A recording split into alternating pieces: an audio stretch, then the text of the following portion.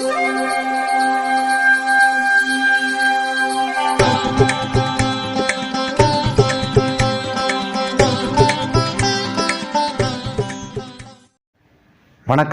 வசந்த காலம் YouTube channel வாயிலாக ஜோதிடர் சண்முகப்பிரியன், சென்னை அடையாறிலிருந்து. நம்ம தமிழ் புத்தாண்டு பலன்கள், குரோதி ஆண்டு, இதற்கான பலனை பார்க்க போகிறோம். அதில் முதல் ராசியான மேஷத்திற்கு இந்த குரோதி ஆண்டு எப்படி இருக்கும் அப்படின்னு நம்ம பார்க்க போகிறோம். ஏப்ரல் மாதம் 14ஆம் தேதி 2024. இந்த ஒரு வருட காலம் எப்படி இருக்கும் அப்படின்னு பார்த்தோம்னா, முதல்ல பஞ்சாங்கத்தில் இதற்குன்னு ஒரு வெண்பா போட்டிருப்பாங்க. அந்த வெண்பா என்னென்னா, அது பொதுவாக நாட்டு மக்களுக்கான ஒரு பொது பலன். இந்த குரோதி அப்படின்னாலே பேரை கேட்டாலே பயமாக இருக்குது. குரோதம் அப்படிங்கிற ஒரு வார்த்தை. திருடர்கள் பயம் ஜாஸ்தியாக இருக்கும் இந்த ஆண்டு. ஏதாவது சிறு சிறு வியாதிகள் உருவாகலாம். நாட்டு மக்களுக்கு கேடு அப்படிங்கிற மாதிரியான விஷயமும், விளைச்சல்கள் ரொம்ப குறைவாக இருக்கும். மழை குறைவு, சூடு, அதனால் ஏற்படக்கூடிய வியாதிகள் இருக்கும் அப்படிங்கிற மாதிரி பஞ்சாங்கத்தில் போட்டிருக்கு. இது ஒரு பொதுவான பலன். அதே மாதிரி நம்ம இந்த குரோதி ஆண்டு 60 ஆண்டுகளுக்கு முன்னாடி எப்படி இருந்துச்சு அப்படின்னு பார்க்கணும். அப்போ தான் தனுஷ்கோடியில் ஒரு பெரிய புயல் அந்த பாலம் காணாமல் போச்சு. ஸோ அது மாதிரியான விஷயங்கள்லாம் இந்த ஆண்டு வரக்கூடாது அப்படின்னு நம்ம இறைவனை முதல்ல பிரார்த்திக்கணும். இந்த ஆண்டு பிறக்கும்போது ஒரு ஜாதக கட்டம் வரும். அது எப்படி இருக்குன்னு பார்த்தோம்னா, இந்த ஆண்டு குரோதி ஆண்டு பிறக்கும்போது விருச்சக லக்னமாக வருது. கும்பத்தில் செவ்வாய் சனி, மீனத்தில் சுக்கிரன் புதன் ராகு, மேஷத்தில் சூரியன் குரு, மிதுனத்தில் சந்திரன், கன்னியில் கேது. இந்த கிரக அமைப்பில் இந்த ஆண்டு பிறக்குது. இப்படி இருக்கக்கூடிய கிரக அமைப்பில் இந்த ஆண்டு மேஷராசிக்காரங்களுக்கு எப்படி இருக்கும் அப்படிங்கிறது தான் இப்போ நம்ம பார்க்க போகிறோம். இந்த வருடக்கோள்கள்னு சொல்லக்கூடிய குரு மேஷத்தில் இருந்து மே மாதம் 1ஆம் தேதி ரிஷபத்துக்கு வந்துடுறாரு.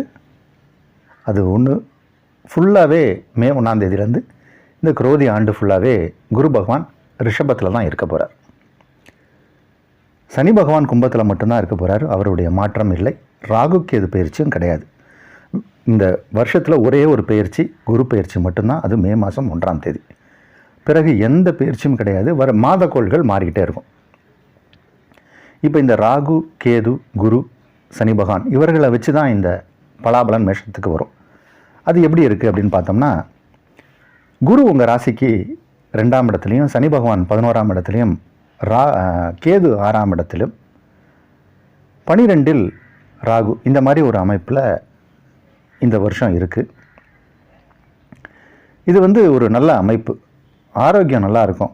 தாராளமான பண வரவு, தன லாபங்கள், வருமானம் நிறையா இருக்கும். அசையும் அசையா சொத்துக்களின் சேர்க்கை உண்டு. கணவன் மனைவி இடையே ஒற்றுமை, பரஸ்பர அன்பு அதிகரிக்கும். மகிழ்ச்சியான வாழ்க்கை இருக்கும். திருமணமான இளம் வயது தம்பதியருக்கு குழந்தை பாக்கியம் ஏற்படும். தொழில் அமோகமாக நடக்கும். செய்கிற தொழிலில் பெரிய முன்னேற்றம் ஏற்படும். தொழில் அருமையாக இருக்கும். வேலை செஞ்சிட்ருக்கிறவங்களுக்கு பதவி உயர்வு இந்த வருஷம் கேரண்டி. நீங்கள் எதிர்பார்த்த பதவி உயர்வு உண்டு. பிரமாதமாக இருக்குது இந்த வருஷம். உங்களுக்கு பதவி உயர்வு உண்டு. நிறைய பேர் கடன் வாங்கிட்டு கஷ்டப்பட்டுட்ருப்பாங்க. இந்த கடனெல்லாம் இந்த வருஷம் அடைச்சிருவீங்க. ஒரு நயா பைசா கூட பாக்கி இல்லாமல் கடன் அடைக்கக்கூடிய ஒரு சூழ்நிலை உண்டு. கடன் அடைச்சிட்டோன்னா வர்ற வருமானம் சேமிப்பாக தானே இருக்க போகுது. அப்போ சேமிப்பு உயரப்போகுது இந்த மாதம். நீண்ட நாளாக இருக்கக்கூடிய உங்களுடைய கனவுகள், திட்டங்கள், அது எல்லாமே இந்த வருஷத்தில் நிறைவேற்றிடுவீங்க. இந்த குரோதி ஆண்டில் உங்களுடைய நீண்ட நாள் உங்களுடைய கனவுகள், திட்டங்கள், ஒவ்வொருத்தருக்கும் ஒவ்வொரு கனவு. ஒருத்தருக்கு வீடு கட்டணும்னு கனவு, சில பேருக்கு இந்த வருஷம் கல்யாணம் பண்ணணும்னு நினைப்பு, குழந்தைகளை நல்ல ஒரு எஜுகேஷன் கொடுக்கணும், அவங்கள ஒரு யூனிவர்சிட்டியில் சேர்க்கணும்னு சில பேர் நினைப்பாங்க. இந்த மாதிரி உங்களுடைய கனவு, நல்ல எண்ணங்கள் எதுவாக இருந்தாலும் அது நிறைவேறக்கூடிய ஒரு ஆண்டாக இது இருக்குது. இந்த ஆண்டில் உங்களுக்கு லாபஸ்தானத்தில் சனி பகவான் அவர் உங்கள் ராசிக்கு 11ஆம் இடத்துல இருக்கார். அவரே 9-10 கூடையவர். அதனால் தொழில் அபரிவிதமாக நடக்க போகுது. உங்களுடைய ராசிக்கு 2ஆம் இடத்துல பெரும்பாலான நாட்கள் மே 1ஆம் தேதியிலேருந்து குருவும் அமரப்போகிறார். அதனால் வாக்கு ஸ்தானம் பிரமாதமாக இருக்க போகுது. நிறைய பேருக்கு நம்ம கொடுத்த வார்த்தையை காப்பாற்ற முடியாமல் கஷ்டப்பட்டுருக்கோம். இப்போது உங்கள் வார்த்தைக்கு மரியாதை கொடுப்பாங்க எல்லாரும். குடும்பஸ்தானத்தில், வாக்குஸ்தானத்தில், நேத்திரஸ்தானத்தில் பணவரவை குறிக்கக்கூடிய கிரகமான குரு வந்து உட்கார்றதுனால எக்கச்சக்கமாக பணம் வரப்போகுது. பணம் வந்து பையை நிரப்பும், கையை நிரப்பும். உங்கள் அக்கௌண்ட்டில் வந்து பணம் விழுந்துக்கிட்டே இருக்க போகுது. அந்தளவுக்கு ஒரு யோகமான வருடம் அப்படின்னு தான் சொல்லணும்.